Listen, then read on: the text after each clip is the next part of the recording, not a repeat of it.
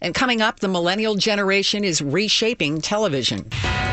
Investing 60 minutes each weekday toward planning for the future. The WBBM Noon Business Hour continues. Many Americans in their 20s and 30s are taking a pass on traditional phone and cable TV service, and it's changing the way video content is delivered. Let's talk about the impact of millennials with Tim Hanlon, Managing Director of the Vertere Group here in Chicago. Tim, we're going to touch on Disney here in just a moment, but this goes beyond Disney to pretty much any traditional TV provider. What's going on in the industry? Absolutely. This is something we've been talking about for some time. It seems like it's happening in slow motion, but it's really happening quite quickly, and that is the unplugging, shall we say, or cord cutting of the television experience by consumers. And I think it's a convenient label to say that millennials, those generally around 18 to 34 years of age, are most responsible for that phenomenon. But there is research that just came out from a company called GFK MRI that seems to confirm that the millennial crew or the crowd are the ones who are most aggressive in their disdain for the traditional distribution methods of television, and really want to watch stuff on their own time, on their own devices when they want to.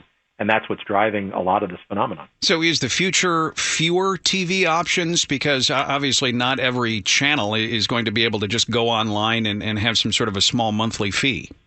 Well, I think it comes back to what the definition of a quote-unquote channel is, right? And we get into ESPN and Disney in a second.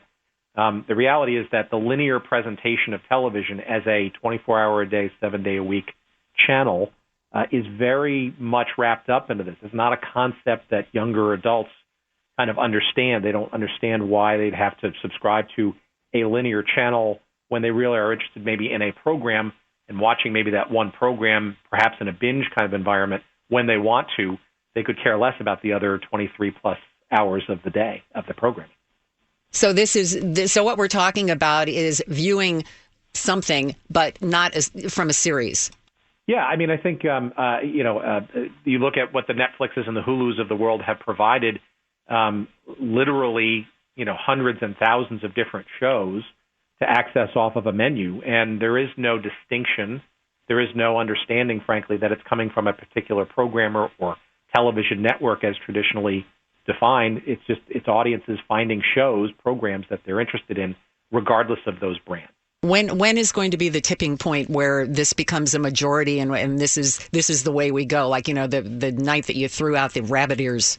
I think the time is now. I think it's actually happening a lot faster than most people in the industry and surveys basically are keeping up with. And I don't think it's just constrained to millennials. I think, frankly, you look at older audiences that are grappling with cable bills that are continually going up. $150, $200 a month for lots and lots of channels that aren't being consumed, and they question whether they should keep paying more and more when they're really watching less or only want to watch certain things. Disney is really living this when it comes to ESPN, aren't they? Well, so Disney is very much exposed via ESPN as a huge revenue generator, and they've lost themselves. ESPN has something on the order of like 9 million subscribers since 2013. So they're not immune to it. The good news for Disney is that they're a very diversified media company. They have lots of other fires burning for them that generate cash and revenue, movies and theme parks and the like. But they have an outsized exposure via ESPN and cable network, no doubt, and they're not immune to these issues that millennials are pushing.